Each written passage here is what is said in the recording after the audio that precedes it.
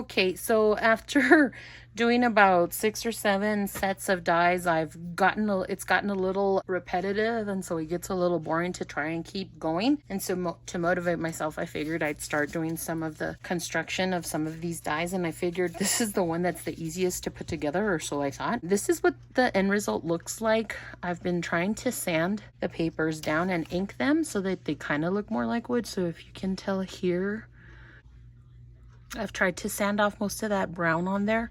And these I haven't run through the die with archival inks through the die so that they have the imprint of the rings on them. But these are already dyed and inked and sanded down, and so this is the end result. Some of them I cut in pattern paper with the wood sliced pattern paper, and then some had this cream colored pattern paper, and so that's the end result to those. I like the end result. I did them in two different types of browns for the outer ring edge. So I'm pretty satisfied with those. I tried to put them on a flat surface, but they're kind of still a little warped, but that doesn't really matter once I glue them down to the edge. And if they have a little bit of lift, that's fine, because it gives them kind of dimension when I set them down on the panels, so that'll be fine. But that's what they look like, and they look a little more rough and stuff, but that's okay with me. The one that I really wasn't satisfied with was this one that I tried to do with some glitter ink, because I used a pen, and some of them have this bright glossy look right there, so I might try to disguise those imperfections with maybe some snow or whatever when the time comes. This is the one that I did with a glitter pen, so I don't know if I might use that one in the end. Who knows? I might try to use something to cover that up. But yeah, so the pattern paper ones didn't come out too bad. They're pretty they're pretty satisfactory to me, and so I'm going to continue doing those. I have been using these 3 inks, the brushed corduroy, the ground espresso, and the gathered twigs to do some of the inking. I did sand these down, like I said, and then these are I'm in process of doing the first layer of the ink, which is the brushed corduroy, and then I'm going to go in with some of the gathered twigs with this one, and then the other 2 layers I will be doing with the ground espresso in the oxide and in the archival ink for this very bottom layer. So that's what I'm going to continue doing. I'll show you the end result of the heart wood slices when I'm done with those.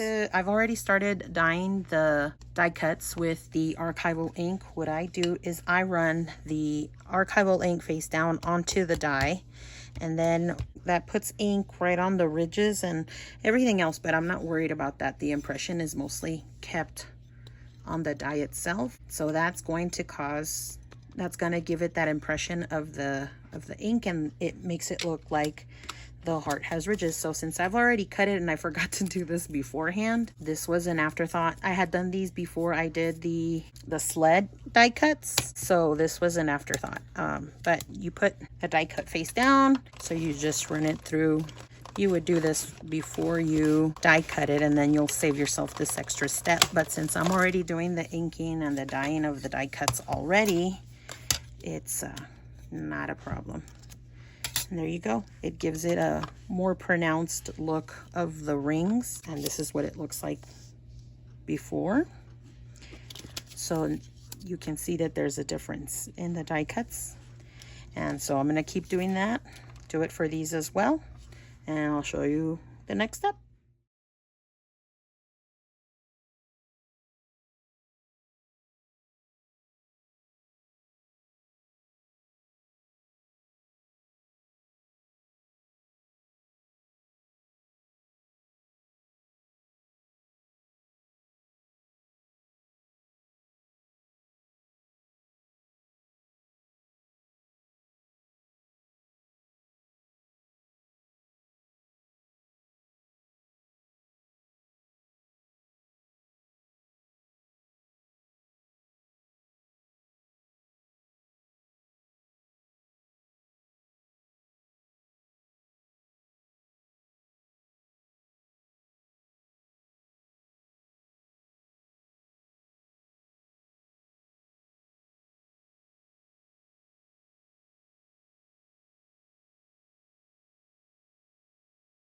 All right, and here are the end results that I have for the die cut hearts.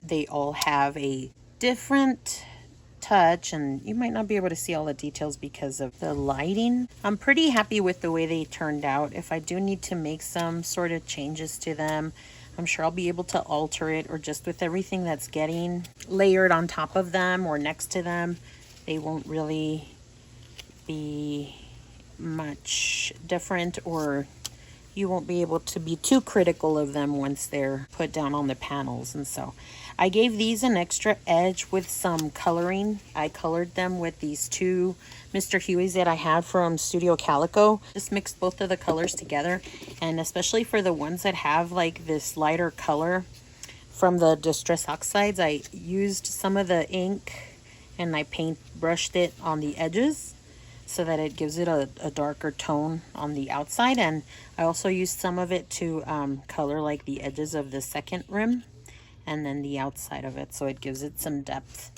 in between all the layers. So it does make a difference, and I'm pretty happy with the result. But it gets really messy, and I'm pretty messy as it is anyway, so, but I'm pretty happy with it and I like the end result. So I don't know if I might use that one or not, but those are done, and I had my play, and that's it for now. See you in the next video.